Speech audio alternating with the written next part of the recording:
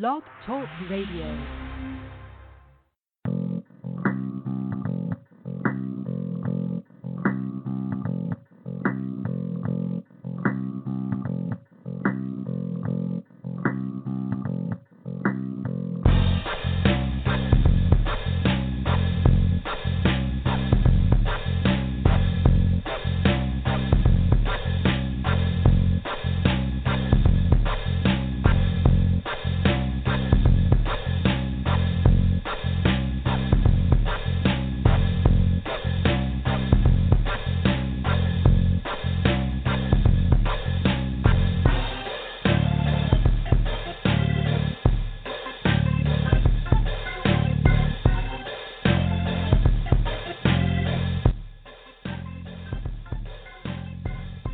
Good evening.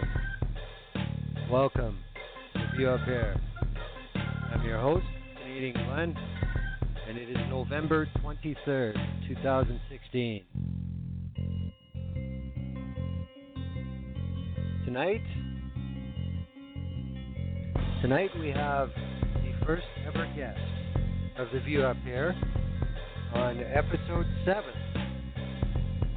returning on what is tonight episode 107.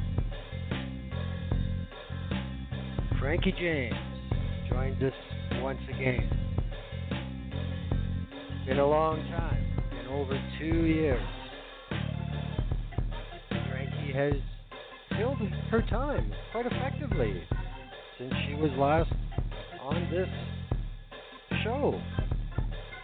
Awards, campaigns, tours, art exhibitions, and some damn good victories as well. We're going to talk about what Ms. James has been up to. Franke is proof that you can always make a real difference. And we can too. And we're going to talk a little bit about how you can do that. Things have taken a little change lately in the world. But hey, don't worry. Franke's on it. We'll hear all about it. I think we have a lot of stuff to get through tonight, more so than our guest. But I think where we're going to start off about the basic point that when you are faced with censorship and surveillance, face it head on. The music tonight is all selected by Franke. We're going to start each segment off with a tune is our plan. And as far as surveillance and freedom of expression goes, here's our... That song can apply to quite a few people in recent American history, be it Chelsea Manning, be it Edward Snowden, be it people from the past like Daniel Ellsberg or Thomas Drake or Bill Binney or Sibel Edmonds. The list goes on. However, now it is time for the original guest to return. Good evening, Franke James. Hey there, Glenn. Thank you so much for having me back on. I'm so honored. And first of all, I have to congratulate you on this being your 107th show. Wow. Well, thank you very much. It's been a long time. I had no idea if it would go this long, but, I guess I need something to do. Well, good for you.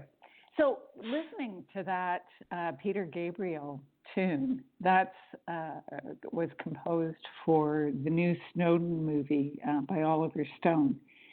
And it's really amazing how important Snowden has become through his actions in really blowing the whistle on the mass surveillance that was going on. And my own life, I've actually intersected in small ways with Snowden, and I think that's kind of neat. So that was a reason that I chose that piece. Well, yes, that is something we will get to. You did get to sit in on a live video conference with Edward Snowden at one of the events you were at since you've been with us last.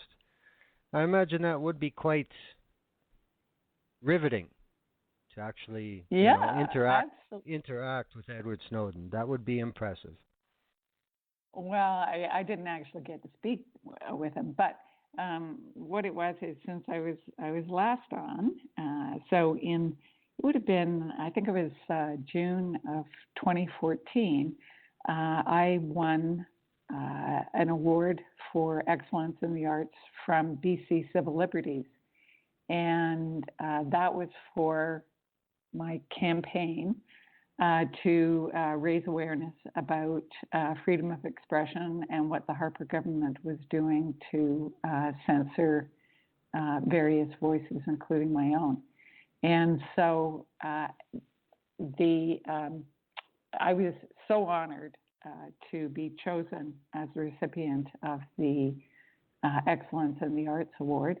And at the award ceremony, Edward Snowden came on video link, and he was congratulating the journalists who had actually broken the story in the Guardian UK about him and how he had worked to, blow the whistle on what the NSA was doing.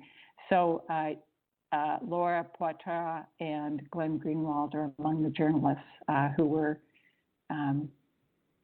congratulated that night by Edward Snowden. Yes, that was for Oliver Stone's film. Anybody who saw Citizen 4 would have saw the four people honored in the flesh in that film: Ewan MacAskill, Laura Poitras, Bart Gellman, and Glenn Greenwald, who all dealt with Snowden while he was incognito in Hong Kong. So yeah, it's quite an experience, no doubt. And that you received the award for your Do Not Talk campaign. Is that right?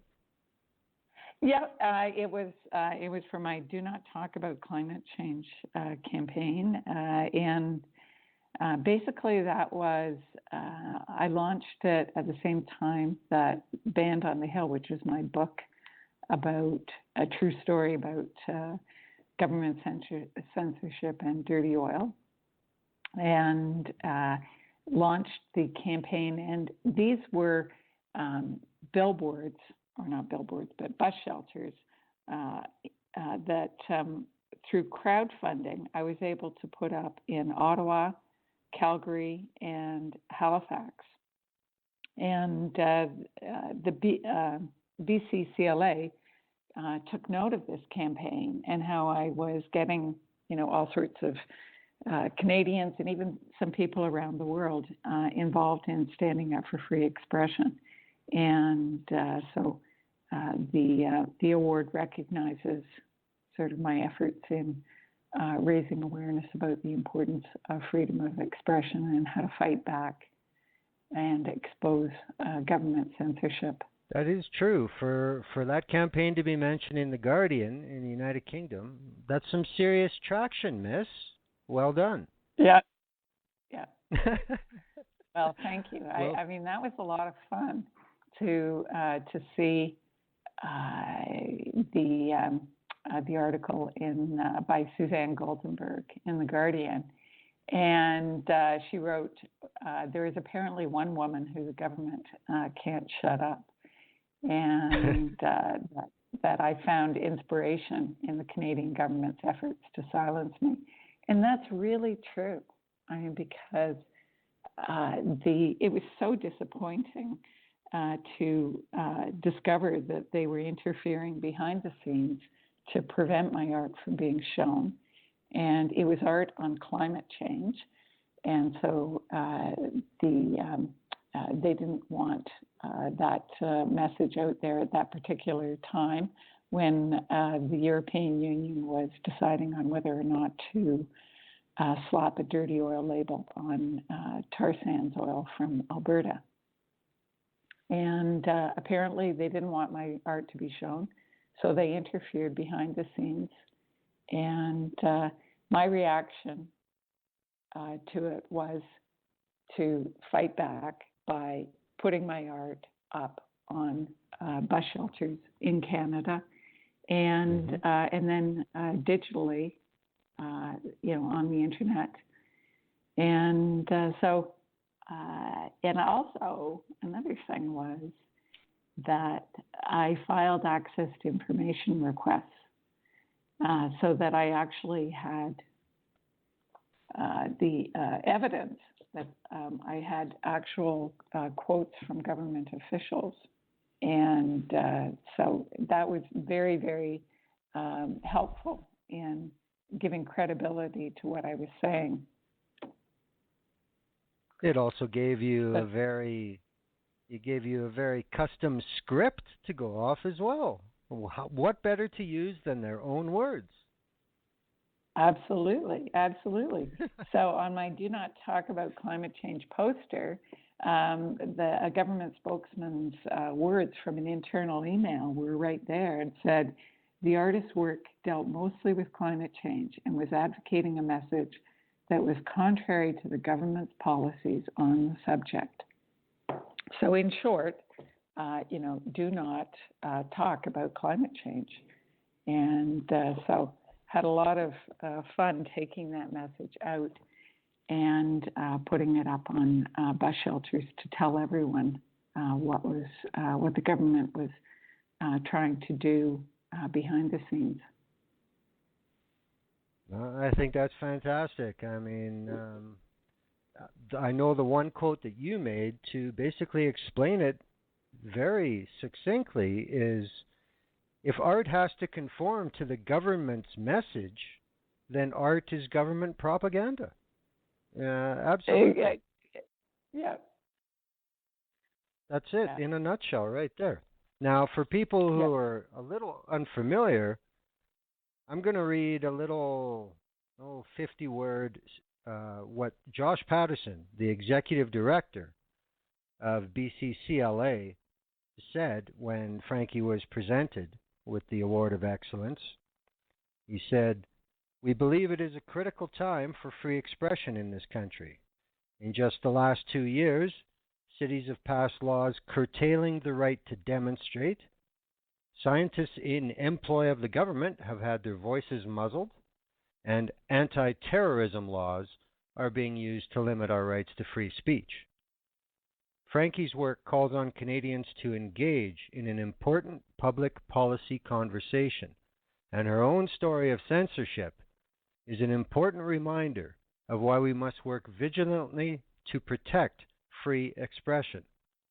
Not only that, but Frankie is a fantastic example of how to shine a bright light on censorship, fight back, and come out of the experience stronger than ever." Well, that was a tremendous statement by Josh. That was great. But this is exactly what you have done, though. I mean, this is what has made your journey so engaging.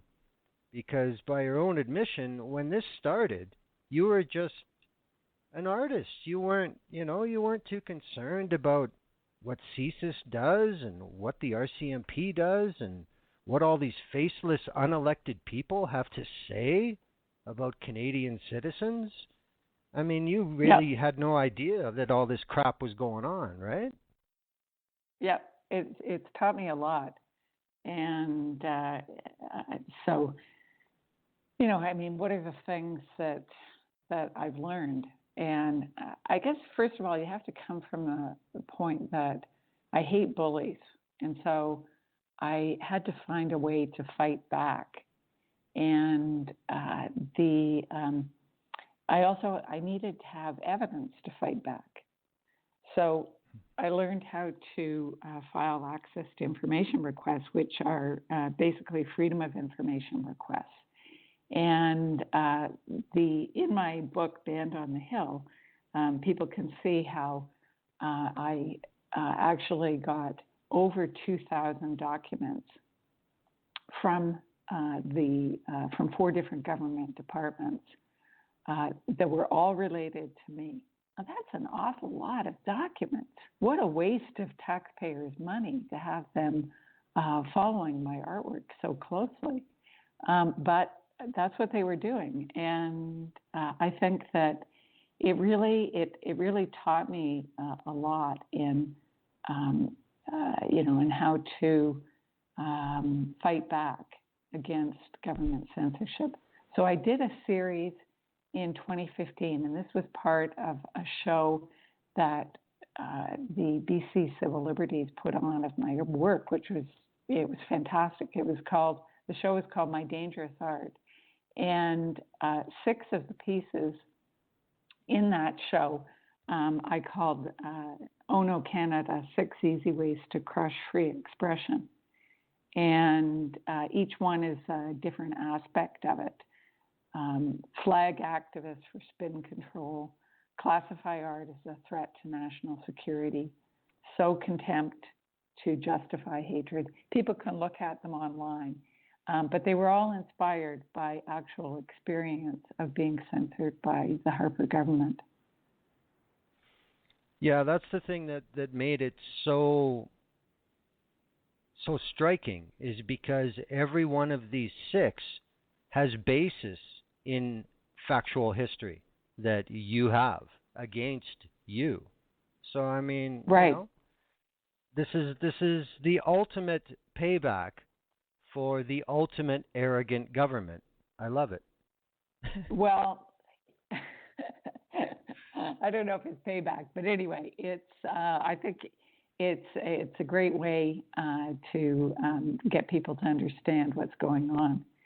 And the piece, I think one really interesting piece is the classify art as a threat to national security. So that is happening. That is still happening. And Bill C-51 is, I think, going to make it even worse.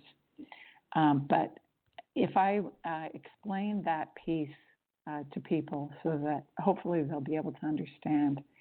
But the background on that particular artwork is an email that was sent by Thomas Marr, who was a Berlin bureaucrat for the Canadian government. And he was writing to Vlatka Lubchenko, who was in Croatia, and she was the person in charge at the embassy of putting on this, or who was going to put on the art show, that she was the first point of contact at the Canadian embassy. And the subject line is, Franke James is your fault. And it says, he writes, the Nectarine, a nonprofit, is a Croatian organization, and you have connected them with Ms. James, who has a green conscience and whose work sharply criticizes the men and women working in forestry and the oil sands in our great country, and then everything else is blacked out. Ms. James has approached one of my team for help and is blacked out. So what's interesting is that it's all blacked out under Section 15.1 for reasons of international security and the defense of Canada. And I can still, even though I've complained all the way up to the Office of the Information Commissioner, they could not get it unredacted, which is ridiculous because obviously it's a very personal email with the subject line, Franke James is your fault. Well, so this is classifying. That's the caveat of that national security catchphrase. Yeah, that's right. And, the Harper government, and I've even, had some dealings with the Office of the Information Commissioner since it's turned over to the Trudeau government. Maybe I'll be able to get it unredacted, but so far no success.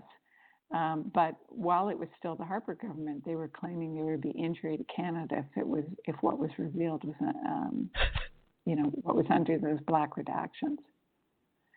And interestingly, So Bill C-51 includes economic damage under the definition of security.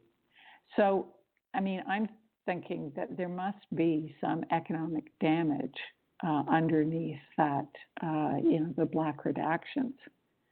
BCCLA explained Bill C-51 to say that when you think of being secure, you likely think of being safe from physical danger. But Bill C-51 defines security not only safeguarding public safety, but also preventing interference with various aspects of public life or the financial or economic stability of Canada.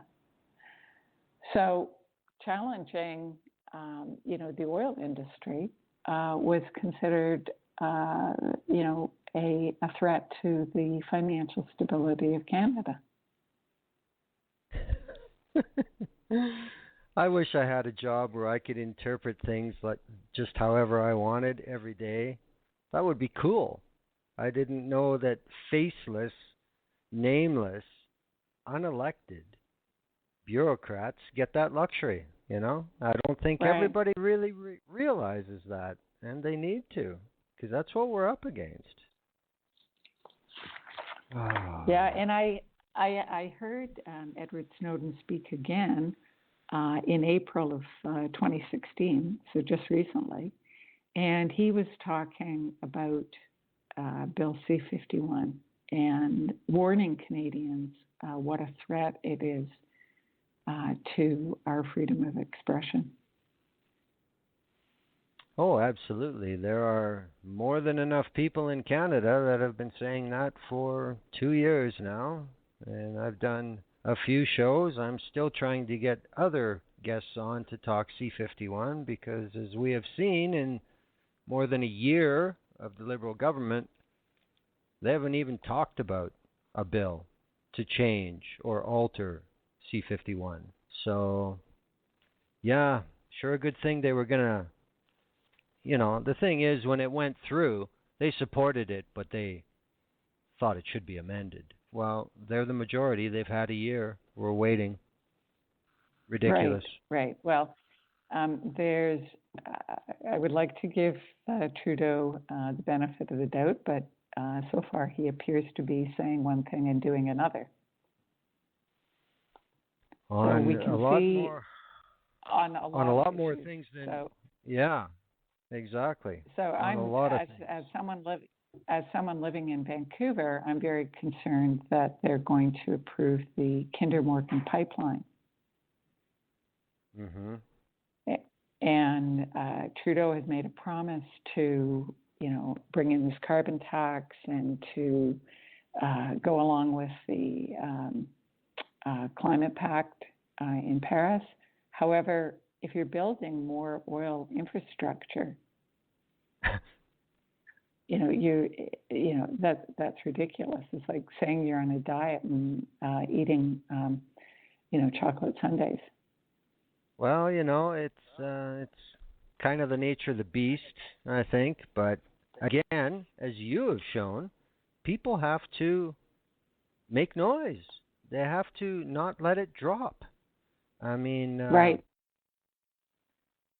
In 2015, PEN Canada awarded you the first Ken Filko Prize, and William Kowalski, the chair of PEN Canada's Canadian Issues Committee, had the following statement: Franke James' struggle shows what lengths the government will go to in order to suppress dissent on key policy issues. It shows what certain leaders will try to get away with when they think no one is watching. And it shows just how important one voice can be when it comes to speaking the truth. So again, I say, you've demonstrated to millions of Canadians that it can be done. And it's really, it's something that is worth doing. And it's for so much more than yourself, despite the satisfaction I'm sure you got going through this process.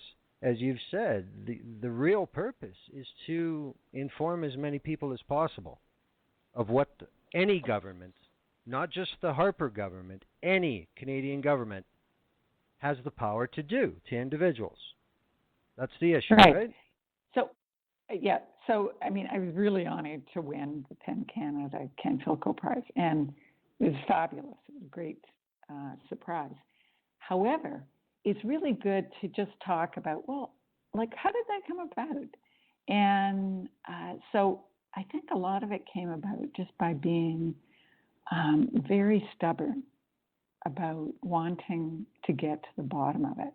And so I was so annoyed with the Harper government and the fact that I could not get information unredacted from the Freedom of Information requests that I wrote to Suzanne Legault, who's the head of the Office of the Information Commissioner. And, you know, I told her that, you know, I'm not a federal employee. I'm just a Canadian citizen and, you know, an independent artist and environmental author. And this is just unbelievable that I would be facing this type of censorship and interference from the government. And, you know, I think that, and I told her that I felt that it threatened the very essence of democracy, our right to speak up and disagree with our elected government. So the neat thing is, and that letter to Suzanne Legault is in my book, Band on the Hill, but within like about a week of me writing to her, they opened an investigation. And the information that I was able to uncover as a result of that investigation was why I won the PEN Canada Award. So I'm just saying that because, like, anybody who is persistent and, you know, shows a certain amount of, stick-to-itiveness and creativity can do what I did. And that's the great thing about it. You know, that's the great thing about it, in my opinion, because I just find your story so Canadian because, you know, you're an artist and you're doing what you believe in, and then what's going on? What's happening? Why is this tour falling apart?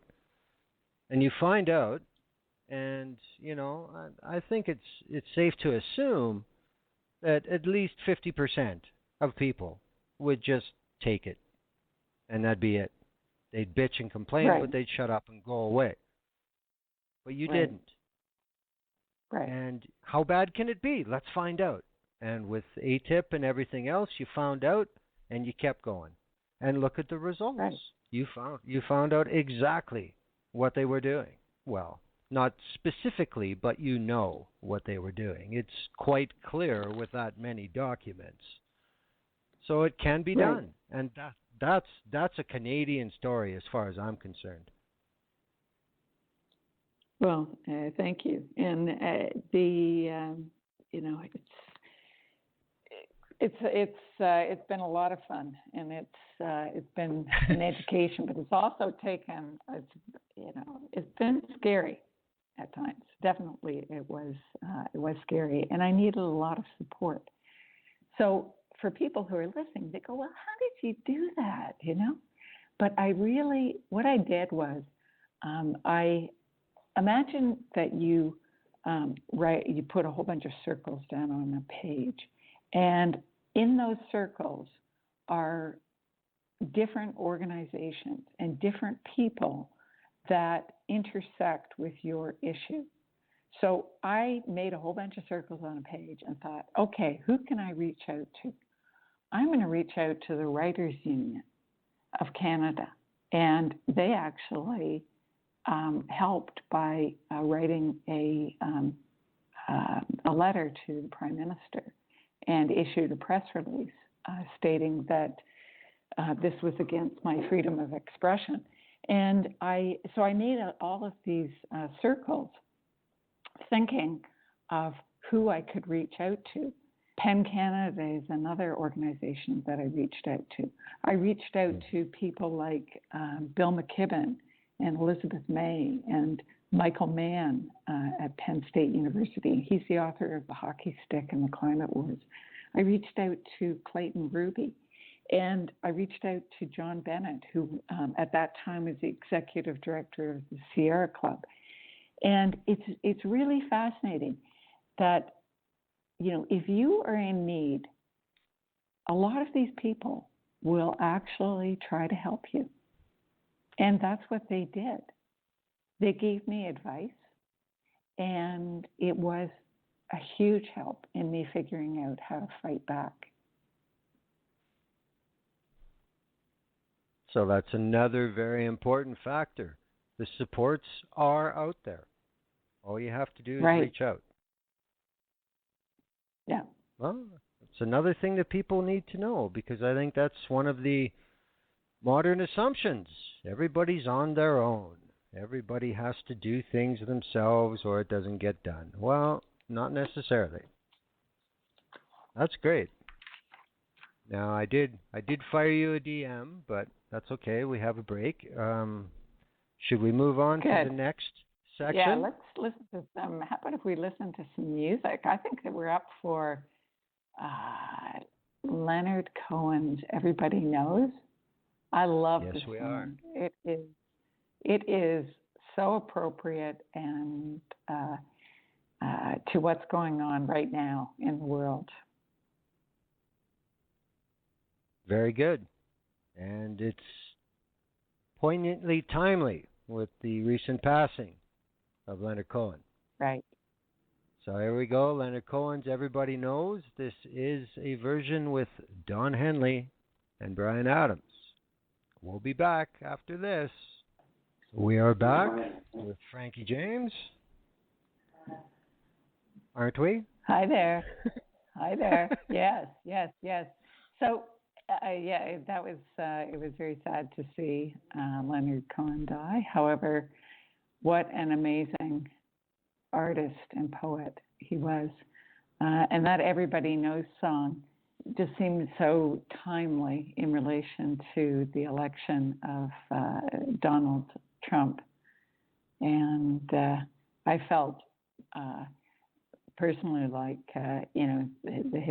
his line, "Everybody knows the good guys lost," to me really resonated. Everybody knows that the dice are loaded. Everybody knows the poor stay poor, the rich get rich. Yeah. So, I guess for me, now Trump may change his views on climate change. However, he's already sent very clear signals through the people that he's brought onto his transition team, climate deniers and fossil fuel people, that things are not looking good for the environmental movement and for action on climate change. Well, and as he usual, has said that he said that he'll be approving the Keystone XL right away, which is a real blow because we don't need more, fossil fuel infrastructure that's going to hang around for another 30 to 50 years.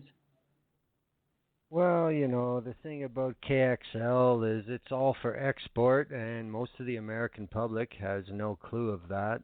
The whole purpose of Keystone XL is to bankrupt Venezuela. That's all it's for. But, it seems like there's not going to be... Basically, I think what Trump may do is the U.S. may have an approval regime as porous and as flimsy as Canada's, is what it sounds like. Because it seems nothing doesn't get approved in Canada. It doesn't matter what happens so far. Right. We have the National Energy Board completely dismissed because they're all found to be incompetent in one way or another. And, there's really nothing happens. It's just, well, we'll get some more lackeys. We'll put them in there. We'll try them out. Well, with the Trump election, there are all sorts of things that are thrown into question. I wonder if the U.S. Justice Department will be as tough on the Exxon lawsuits with Trump in power. Well, I don't really see where TransCanada could sue the U.S. government and win anyway. If it was an American pipeline builder suing the Canadian government, they'd probably win. But, that's just a matter of the reality of the weight of the two countries. But it looks like he's going to allow deep water drilling very close to the coast, everywhere. Alaska, the Gulf of Mexico, the West Coast, the East Coast, it doesn't matter. Drill, baby, drill. I think he's going to back off on getting rid of coal. I think he's going to increase fracking. So, with people like Trump in regulatory control of an economy that is so big, is such a carbon producer already, the 2-degree window is vanishing very fast if this guy sticks around. Right. Yeah.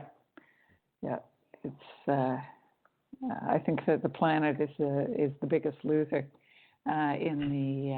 with Trump coming into power. But I also think that one of our best hopes to fight back are organizations like the American Civil Liberty Organization, ACLU, and they are just doing, a fantastic job of, if you visit their website, it says, Trump, we're going to see you in court if you go through with your platform. And I think that they've had a huge influx of supporters as a result of that. Because people don't want their civil rights to be, trampled. Well, I think it's just such a perversion in the United States anyway between what their Constitution says and what happens. It's really, in a lot of ways, much worse than what we've been enduring in Canada, but the needle has moved so much. That's another factor from episode 7 to episode 107. We've seen the needle move around the world from where the center is supposed to be, keeps getting further to the right all the time. And as long as the consent for it is manufactured and sold, it's a very hard juggernaut to stop. And, I understand the ACLU and organizations like them, but it's going to take people. It's going to take us.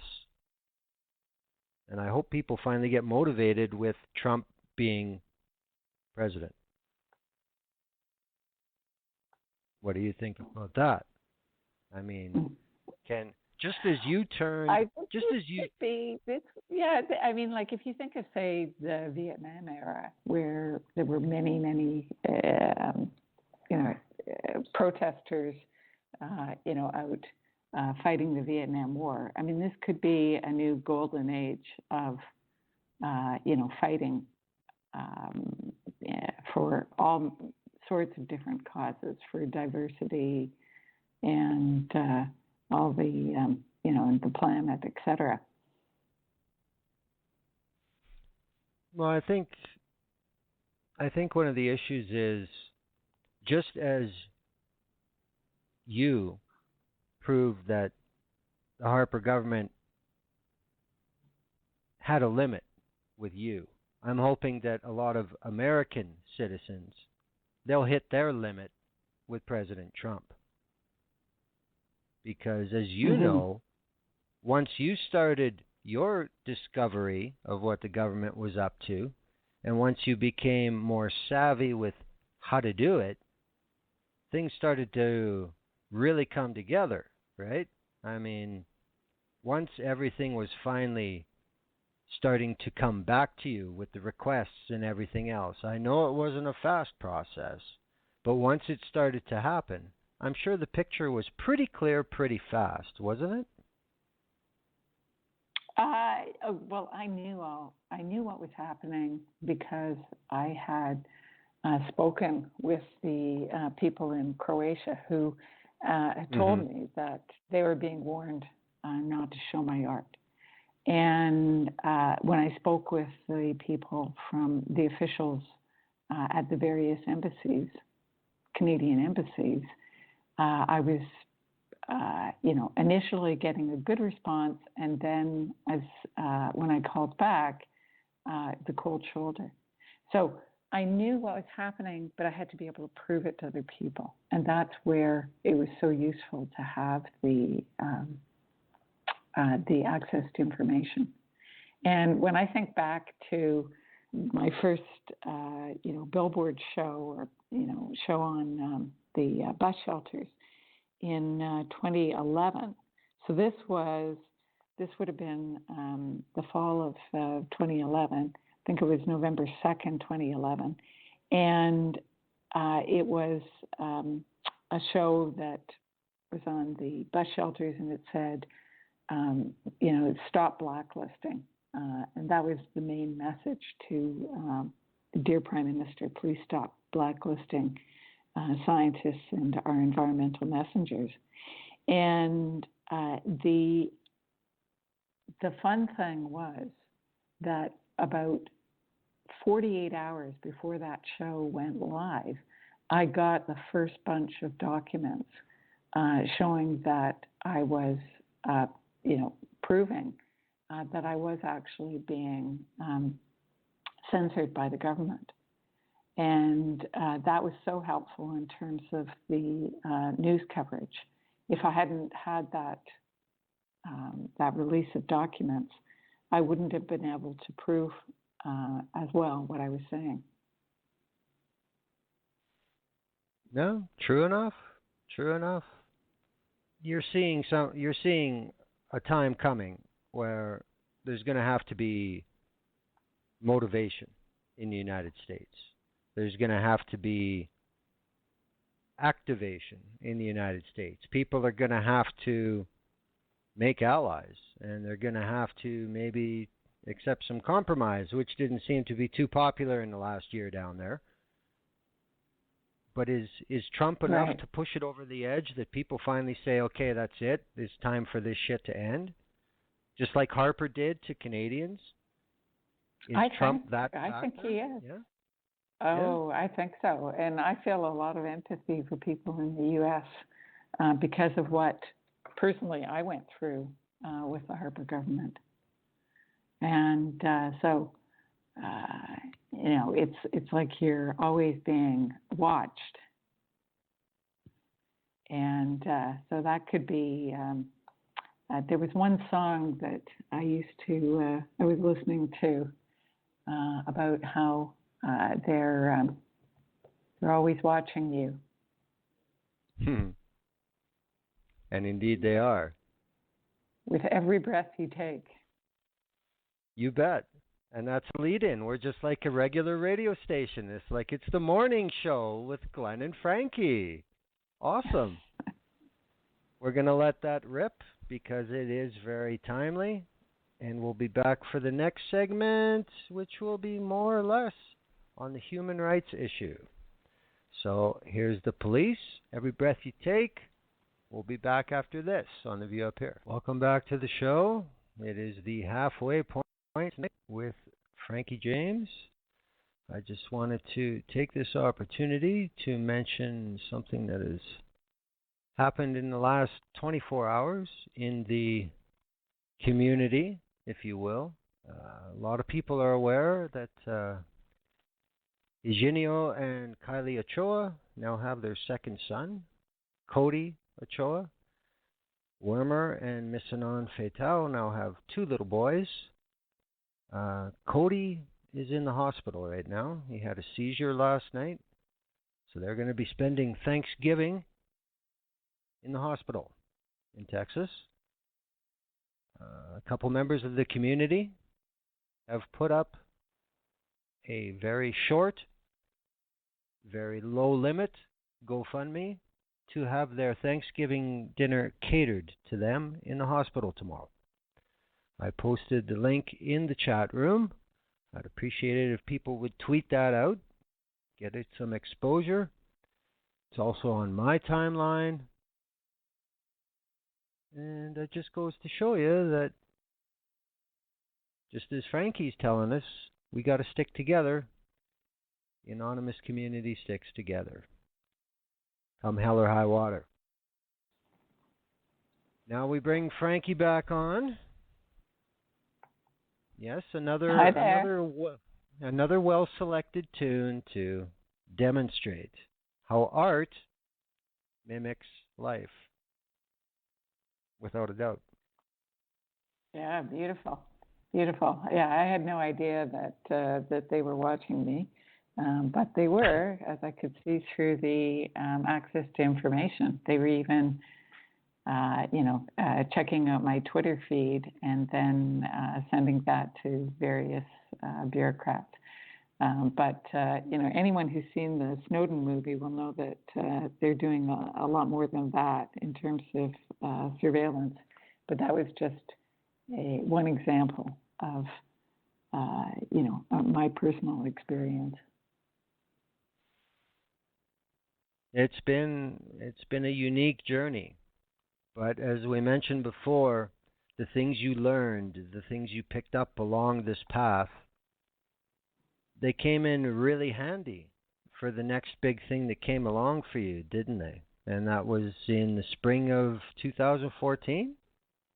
Yeah, in the spring of 2014, basically, I don't know if I want to say that my life blew up or my life was turned upside down, but it certainly was. My sister, who has Down syndrome, and she was 49 at the time, she was put into a nursing home, a long-term care home, against her will in Toronto. And my father didn't want her there, and she didn't want to be there. And I had stepped forward already and offered to take Theresa, so I was really shocked that Theresa was put in. But my husband and I stepped forward, and with my father's help, we got Theresa out, and she came to live with us. And there were so many errors that were done in Theresa's case that her human rights had really been disabled. And it's been a huge battle to hold the Ontario government accountable for what happened. And we moved across the country to create a better environment for ourselves and to get away from the manipulation and the attacks that were happening. But it really threw me for a loop.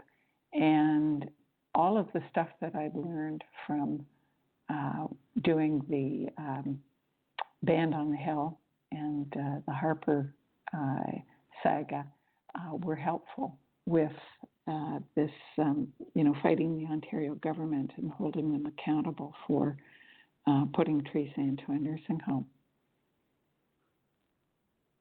And again, this was something that was just a matter of policy. This is what they did.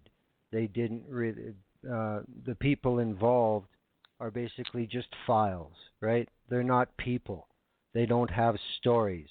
They just, these boxes get checked on this form, and that goes in your file, and now you're one of those people. And as I followed Theresa's violation of her rights, what I found you really doing is actually, compared to what happened with the Harper government, you got a lot of these facts out very, very quickly in comparison, I think. And media eventually did pick up on it. But wasn't it over 2,900 people in Ontario are subjected to this kind of arbitrary judgment?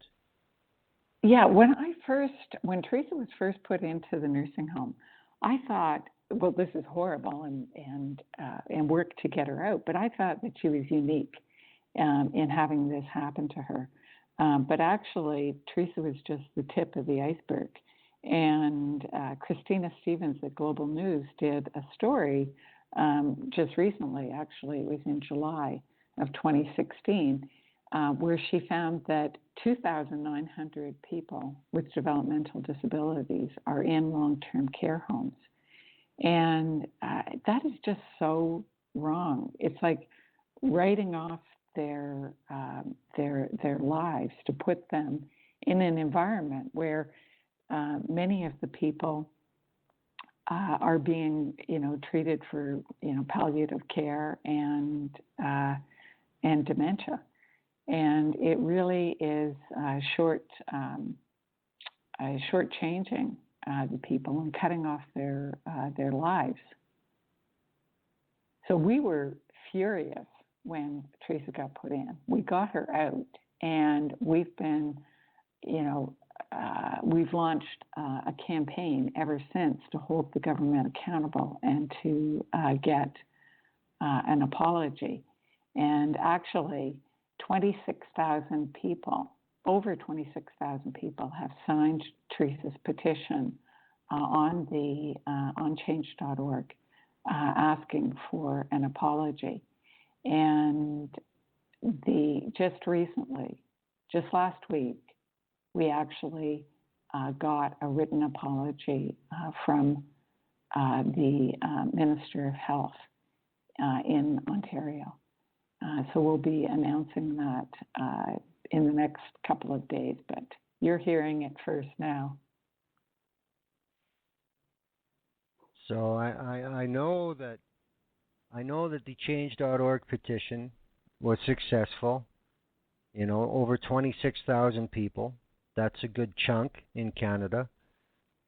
I know that Theresa made videos explaining her situation.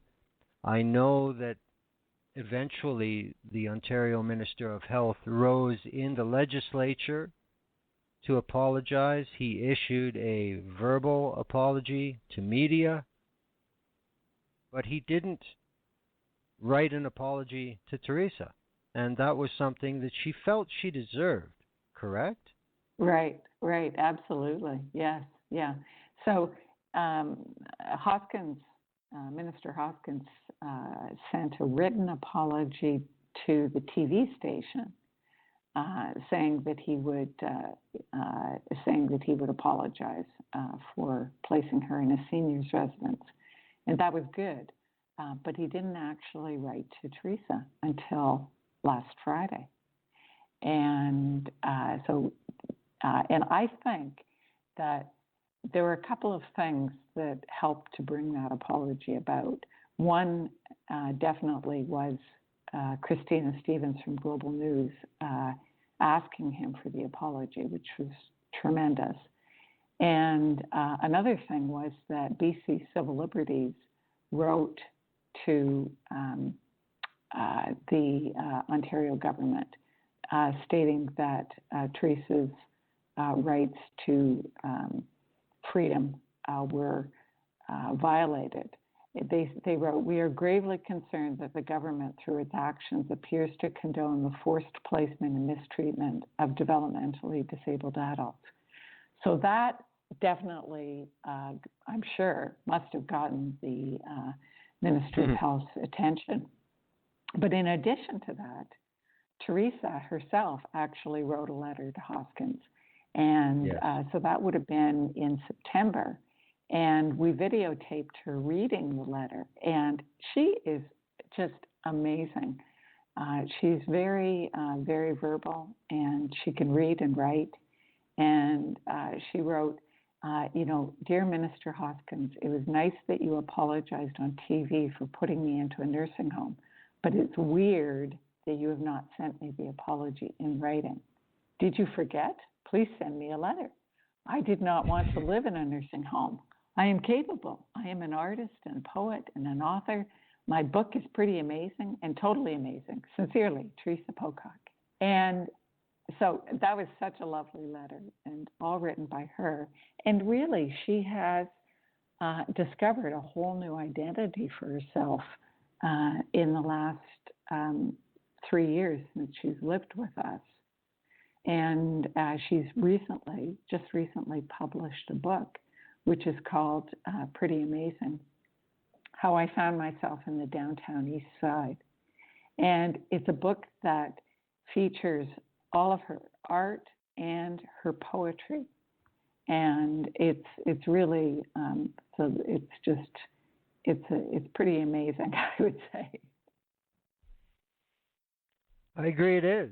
And, it's just a demonstration right there that, again, just like the Harper government with you, the Ontario government with Theresa, and thousands more like her, subject to the same arbitrary rule, all it takes is for people to be recognized as people instead of numbers or files or problems. And look at the different result we get. It's amazing, isn't it? Right. Yes, absolutely. We could not believe how long it's taken to get the government to acknowledge that they did something wrong. And so we don't yet have their full admission as to exactly how and why this happened to Theresa. But the good thing is that we actually do have an apology now from Minister Hoskins. Do you expect this is the leak in the dam wall? I mean, we're talking over 2,900 people. Do you think there's going to be more now? Do you think the government will actually change what they do before they get run over by this freight train? Well, the thing is that it's not just Ontario. It's actually happening to people with Down syndrome all across Canada and the U.S. There are tens of thousands of people who are being put in long-term care homes, hospitals, and even jails because, they're just being dumped there. And it is so wrong, and it really shortchanges their lives. So I would like to say that things are changing. For the past 30 years, there's been an acknowledgement that inclusion in society is so important, and it's a basic human right to be able to live freely. But people with intellectual disabilities are having their human rights just run right over. Interestingly, there's a new federal law that's coming out. Carla Qualtrough is working on it. She's the Member of Parliament and Cabinet Minister for the Ministry of Sport and Persons with Disabilities. And she's touring the country right now, asking for people to speak up on what they would like to see in this new accessibility law. So the thing is that Canada is like 26 years behind the U.S. The U.S. has had an American with Disabilities Act since 1990, and Canada has not had any specific laws to protect people with disabilities. They basically said, well, you've got the Charter of Rights, that'll take care of you. But that's not good enough. And it actually puts the onus on people with disabilities to be able to fight back, which is pretty much impossible when you're talking someone who has Down syndrome. Theresa cannot fight back and defend her rights to freedom. She needs help. So I'm pleased to see that the federal government is working on this new law, and I hope that they address a lot more things than just accessibility. I hope that they actually address the issue of enforcing the charter rights, because it shouldn't be up to the person who has the disability to sue. It should be the Justice Department that steps forward and takes responsibility to defend their rights. Well, it seems like, this sort of thing shouldn't even have to be confronted. I mean, the Charter of Rights and Freedoms is supposed to apply, period, across the board. But yet, we find that provincial and federal government somehow to find ways around that, just as with the interference with your career. They're going much further with people like Theresa. They're interfering with her life, Mm-hmm. The interesting thing is that in the U.S., there was the American with Disabilities Act that came in 1990. Then in 1999, there was a Supreme Court ruling called Olmstead versus LC, and that was just a huge, huge Supreme Court ruling because it asserted the rights of people with disabilities to live in the community. And so that happened in 99. 10 years later, Obama, in 2009, tasked the Justice Department with aggressively enforcing the Olmstead decision. And the Justice Department started suing lots of states who were putting people with developmental disabilities into long-term care homes and other restrictive homes such as that. So there have been a number of news articles on the success of their campaign. It's really a huge help in asserting the rights of people with disabilities. And I wish the Canada's Justice Department would do the same thing. They could be going to provinces like Ontario and enforcing the rights of people with disabilities to live in the community. Theresa should never have been put into a long-term care home. She's got so much ability and so much talent, and we can see that now through the book that she's published recently. Pretty amazing. Absolutely. And that's a very good case study, the Olmstead decision, and it's unfortunately it seems like just like in Canada, a lot of these Supreme Court decisions are made and they're groundbreaking and they're going to change things, and then the government gets away with simply not acting on them. That never used to happen, but it certainly happens now. But I think it's time for our next piece of music. Agree? Absolutely. Alrighty. Another song, very relevant.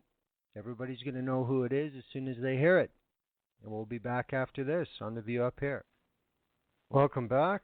That, of course, Bob Marley, Punky Reggae Party Man. Welcome back, Frankie.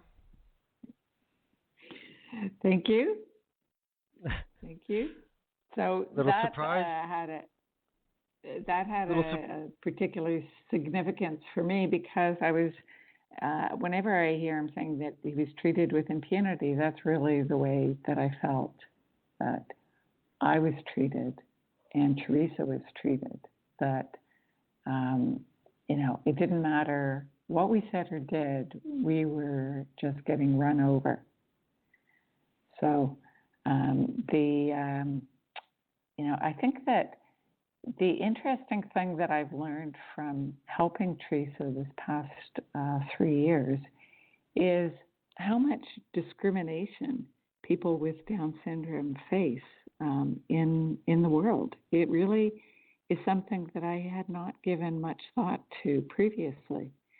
For example, they're lucky if they get born because there are so many tests now to determine if someone has Down syndrome, and then they get aborted before they're even born. But if they do get born, they're facing really a lifetime of discrimination, and it's so wrong, because we really should not be saying, well, you are not as deserving of life because you're not smart enough. And just recently in France, I was horrified to see that a video on it was actually a video on which was made on World Down Syndrome Day, and it celebrates people with Down syndrome, and it's got lots of people with Down syndrome smiling and being happy. And that video has been banned in France. And they banned it because they're afraid that women who have aborted children with Down syndrome will feel bad. So happy children with Down syndrome disturb the conscience of post-abortion women. And so, this is just, it's horrible, but it's also so much what our society is about today. It's not creating an inclusive environment for people, of all talents and abilities. And I think that it's so sad, and that we really need to treat people with Down syndrome with a lot more respect, and they can just flourish and have wonderful lives if we just give them a little bit of attention and support. Certainly, I've seen that with my sister Theresa, who is just, she's blossoming. Indeed, she is. And, just imagine how many others similar to her condition, or even, more severe or whatever. I mean, it's a very individual affliction. I mean, I know that. And just being given that, whatever it is that anybody feels, when they feel that Right. they can express themselves, they can be free with their thoughts and, their actions and what they can strive towards, it makes all the world a difference. Now, Theresa's book, pretty amazing. How long did it take for that to come together? Like, I gather this is all post-Ontario. This is the new Theresa in this book, correct? Correct. Yes. Theresa, it took her about 6 months, I think, to create it, which is pretty good. She actually got a grant from the Vancouver Foundation, the Downtown East Side Small Arts Grant, and she was given the grant to create a book of her art, and then it turned out that she included poetry in it. And she's really got some wonderful poetry in there, such as I'm Alive, and people have to check it out for themselves, but it really is, I think, a lovely expression of who she is and what her view is of the world. And I think that perspective that she has is something that more people need to be aware of. I don't think right. there's not enough people out there that understand what people with Downs are up against. And Yes. I mean, that's another thing too that I find similar to your situation with the Harper government. As you went through it publicly, you weren't bitter, you weren't, angry all the time. You put your public persona was very consistent and very upbeat and very likable. And Teresa's doing the same thing. You know, Yeah. there's Well, so the fun there's so thing many. is. Go ahead. Sorry, I was going to say the fun thing is that when we wanted to, my husband and I, so Billiam James and I, decided that we were going to help Theresa to do some posters. And one of the first posters that we did with Theresa, she's got her hands up to her face, and it says, "Human rights should never be disabled." And it's got a bright magenta background. And it's so much Theresa. It's positive, and it's also, affirmative. And the second one we did was, "I love my human rights. Please don't take them away just because I have Down syndrome." And again, that is Theresa. She wants to state it in a really positive way. And we were really impressed with how involved she got in the creation of these posters. It was really really fun. Well, that's excellent that, it's all come together for your sister like that. How much of a difference do you attribute to your geographical location? Is a place like Vancouver much more conducive to that than, say, the GTA? Well, I think the thing is that we live in Gastown, and what I like about it is it's very diverse. So there's lots of very creative people in Gastown, and Theresa can feel very comfortable walking around, and she doesn't have to worry about. She's just accepted. It's really lovely, and she actually goes to a creative workshop nearby in the downtown east side called Gallery Gachet, and that's where Theresa created a lot of the artwork that's featured in her book, Pretty Amazing, which, by the way, is available on Amazon if anyone is interested. Indeed. And this is a good time to mention prettyamazing.ca. You'll find Theresa's saga there. And while we're at it, frankejames.com for your fairly regular, I would say, postings and updates, etc. Fairly regular? Sure. It's fairly regular. Yeah. And for some of the events we talked about earlier, bccla.org.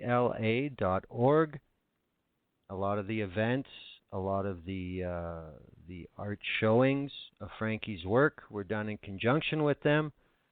I know you had a lot of stuff up there that was available for purchase and for auction. Is that all over, or are some of those things still there?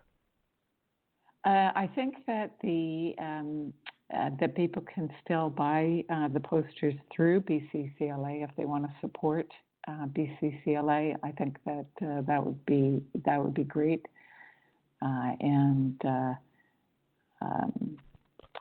people can buy my book Band on the Hill through Amazon.com. Alrighty.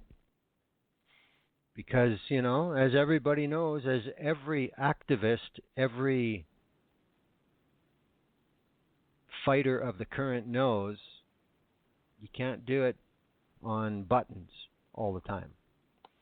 So that's important. Right. So, and I was just going to mention a really amazing book, and I use amazing a lot. But anyway, this book is called Entwined. And it's a story about Judith Scott, and it's written by her sister, Joyce Scott. And it's just a remarkable story. Joyce and Judith were twins.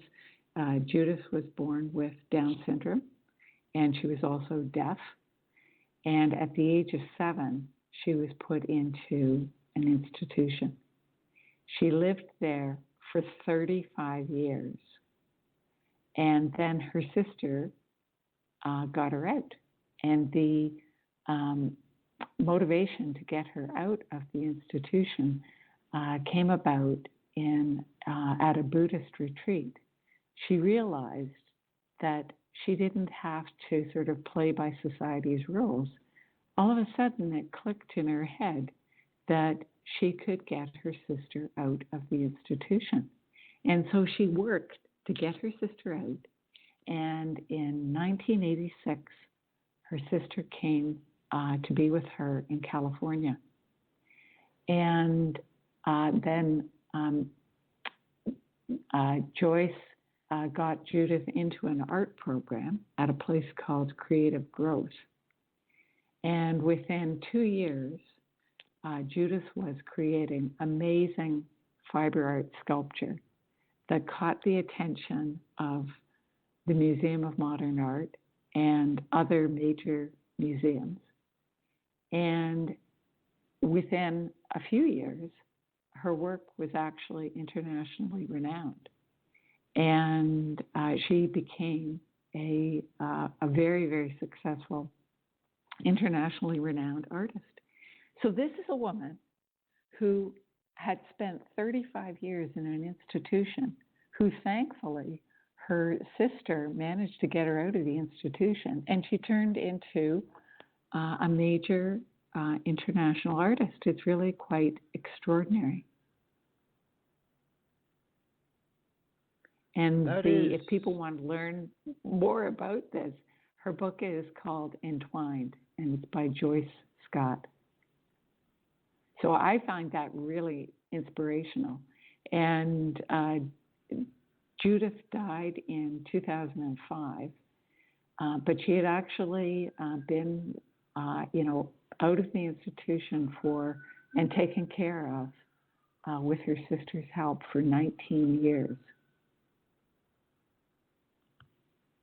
Not only is that inspirational in that one case, but you look at that, you look at your sister Theresa, and then you think about these thousands of people who seemingly have no alternative but to be pigeonholed by their government because of a supposed condition they have. And you think how many more artists and writers and creative minds are being just ignored with this system of governance. One thing I'm curious about, in Ontario, these facilities, are they private or are they part of the public system? Well, the one that Theresa was in was private, but it got government funding. So I'm not really sure where it lies, but, anyway. Yeah, that's just an issue that, my brain always goes back to. Who's making money off this ridiculous system that is so established? That's ridiculous. The interest, and of course, the Ombudsman, the Ontario Ombudsman, recently released a report called Nowhere to Turn. And it was all about the crisis in Ontario right now for people with developmental disabilities. And he acknowledged in his report that there are many, many people, and in fact we can see through the Global News report, thousands who are being put in inappropriate housing. And the Ombudsman specifically said long-term care homes, hospitals, and even jails. So people with developmental disabilities are being dumped into these inappropriate locations. And how do they fight back? I mean, they have very few ways to fight back unless someone steps forward and helps them. Yeah. I mean, Theresa herself Theresa herself said she did not want to go to the nursing home. She said that she could do all of sorts of things on her own, such as, feed herself and dress herself, etc. But they didn't pay any attention to her. They just put her in anyway. And fitting with 21st century society, somebody somewhere was making money off that arbitrary decision. This is something that just has to end. As is being said in the chat room, it's almost like the U.S. prison for profit system. Well, yeah, that's true. That's true. Very similar. Yes. Very similar. And actually, in the lawsuits that the U.S. Justice Department filed, they were, saying that it would actually be cheaper for the states to have people with developmental disabilities out in the community and integrated than in these various, institutions that they were being put in. But the thing is that the investment had already been made in the bricks and mortars and the staff who are at these long-term care homes. And so they're going with the path of, the easiest way rather than taking them out into the community, which requires more work, but not necessarily more money. Yes. Yes, exactly. We'll take the corporate way instead of the social, responsible way. Indeed. Oh my. I'm just glad that, you stepped forward for Theresa. You knew what was in there, and you've gotten a good result through tenacity and goodwill and determination. Now, I just hope that this continues and we can cut down on this type of abuse. Human rights abuse is what it is, and this is the term that is never used whenever you do hear about mistreatment of people with disabilities. You never hear human rights abuse, but that's what it is. And I think the reason you don't hear that because that's relatable to everybody, and all of a sudden it would be like, hey, wait a minute, what are you guys doing to these people? And I think that's a big thing that they're trying to avoid. Right. Well, a lot of these people are being wrapped in this cocoon of care, this cocoon of impossibility, and I do think that it is human rights abuse, and I think that the U.S. before Trump was doing a much better job at asserting the rights of people like Theresa to live in the community, and I would love to see Canada do a better job in that regard. I agree. It needs to happen. It's the only right thing to do. Now we're going to move into our next very fitting tune, a classic. I'm sure everybody will know who this is, but it's a short one. It's under 3 minutes, and we'll be back for the last segment on The View Up Here. Bob Dylan, Blowing in the Wind. We're back for the final segment with Franke James. Yeah, it's blowing in the wind, but nobody ever seems to catch it. It seems to go through the net. It's not like nobody knows what the answers are. They just don't seem to be employed too often, unfortunately. Oh well. Oh well. Now, for the last segment, I mean, you're out on the West Coast now. You've changed your entire life. You've done a lot of things to do what you can for the environment, for the climate. We touched on what Donald Trump may be dismantling at his earliest convenience in the United States. There's a lot of environmental issues in Canada right now, mostly around pipelines, plus Site C. A lot of them seem to be in British Columbia. Not all, but a lot. plus throw in the First Nations issues, plus an election in the spring in British Columbia. What do you see happening in the next little while, not only in BC, but in Canada altogether, if the same sort of steps backwards are consistently taken by governments in Canada?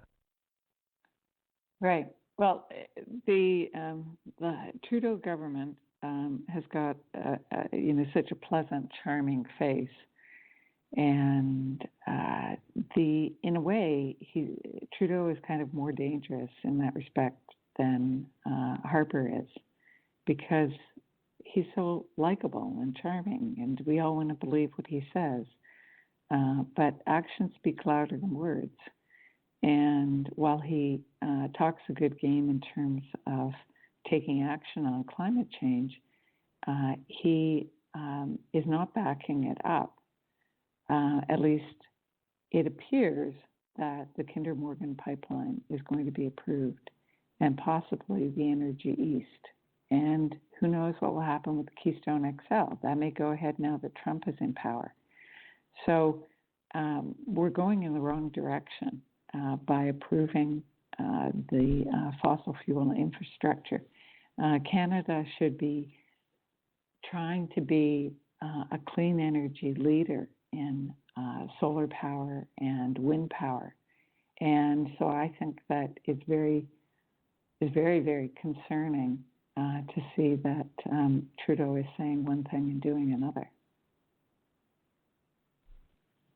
Well, as we mentioned earlier, we've seen the dismissals from the National Energy Board. We've seen ferocious protests in British Columbia over Kinder Morgan, previously over Northern Gateway. Northern Gateway now is at an impasse because of a court decision, a correct one in my opinion. The LNG issue is very, very under the table. It seems that the BC taxpayers are being set up for decades of giving away their resources. You know, if you want to look at it at a end of the game situation, it's going to cost far, far more than British Columbia and Canada will ever get out of extracting all this stuff. But yet, you know, like you said, we see politics not really moving. They change the color of their tie, but it doesn't seem to change much else. How serious is the no faction in BC for people who aren't there? Like, how serious are the warnings and the downright threats that are starting to come if the people are ignored and these projects are approved? What's possible to happen there? In your opinion, I don't. Yes, I don't know. I mean, I am not a Christy Clark supporter, and I think that a lot of the decisions they're making are going in the wrong direction. I'm pleased to see people like Andrew Weaver, really challenging them on how their policies are going in the wrong direction for a healthy, climate and a healthy planet. Well, I know that the protests for Kinder Morgan have been getting larger and more frequent all the time. Larger. Yes. Yes. We also have the municipal governments saying we don't want this, and yet Ottawa plays the same tune, and obviously the Clark government plays the same tune. Can this go on? I mean, what will happen if they start approving these things and they start trying to build them? What's going to happen? I mean, it could be a very hot year coming up in BC, because I do believe that British Columbians aren't kidding. You know, this isn't all for show and just to hang out at Starbucks when it's over. They're serious about this. So, I think there's going to be an issue how much governments can ignore obvious public opinion and public position. Is BC going to set a model for not only Canada but maybe other parts of the world for what's to come with environmental lines in the sand? I don't think so. I mean, the problem is that Christy Clark seems like, she's in line with the Harper government in many ways. And right in our backyard, we're facing the building of the Centerm terminal, which is going to add a lot of traffic to the Burrard Inlet. And if the Kinder Morgan pipeline is approved, the tankers will go from about 60 a year to 408. It's huge. And the Centerm expansion will go from about approximately 150 cargo vessels to 250. So they're building all of these, fossil fuel infrastructure, which is going to really make the whole environment much more polluted, and it's going to endanger wildlife as well. Well, I mean, anybody who's been there, it should be obvious as, their hand in front of their face what the environment at risk is, not only in the lower mainland, but all through the interior of BC with these projects. Site C is a whole nother disaster. But from the way that Kinder Morgan was treated on Burnaby Mountain for cutting down more trees than they said they would, that was a huge fracas as that was. If they start moving in pipeline equipment, this could get ugly pretty fast. I'm just curious what the feeling is on the ground level there, because everybody is watching Dakota Access, and we're seeing what's going on there. And those people are on their own land, and this is happening. So I'm just curious. I'm just curious how bad things could get if governments ignore the people. Yes. I don't know, but it is getting hot. Indeed, it is. The thing is that I think that SLAPP suits, so strategic lawsuits against public participation, are a big threat right now. And, many people on Burnaby Mountain were actually hit with lawsuits to get them to shut up. And that has, created a chill and intimidated many people from speaking up and taking action against the fossil fuel industry. So again, another American weapon makes its way into BC. Unfortunate. Well, we're in the last. Why it's so important to have organizations like BC Civil Liberties, or in the States, the ACLU, who will fight for our rights to freedom of expression, to free speech. Absolutely. And in these cases, that includes DeSmog Blog, this includes the Sierra Club, Greenpeace, all the First Nations that need support in BC. Right. Because of their odd arrangement compared to the rest of the country with the treaty situation. Right. We're in the final minute of the live show. 100 episodes later. Thank you so very much, Frankie, for coming back. Well, Glenn, Thank you, and congratulations. Wow. 107 shows is tremendous. Like, who would have thought? That's fantastic. So good job. I'd give you a big hug and a kiss if I saw you in person. Again, we'll get Billiam to take the picture. Right. Well, I'm sure there were a lot of people in Ottawa that weren't counting on this show getting to 107, but it has. Right. And it's been a great show. And I will be posting the archive as soon as it's up and spreading the websites. But otherwise, I thank you for a very entertaining 2 hours. Good, good. Well, thanks so much. Take care and keep it up. All righty. I say the same to you, my dear lady. Keep it up. Thanks. Okay, thank you. All right. Good night. Night. All righty. There we go. And we just ran out of time. And we're into a few seconds of overtime. And that's it for this week. Franke James' triumphant return to the View Up Here. Next week, I don't know. Maybe we'll get back onto the BC series. We'll see if anybody's ready to go. Lots of other things on the burner. I don't know where it's going to go, but I've tried to contact Sandra Jansen to get her on. She certainly deserves airtime, that's for sure. Being an Albertan, this recent idiocy,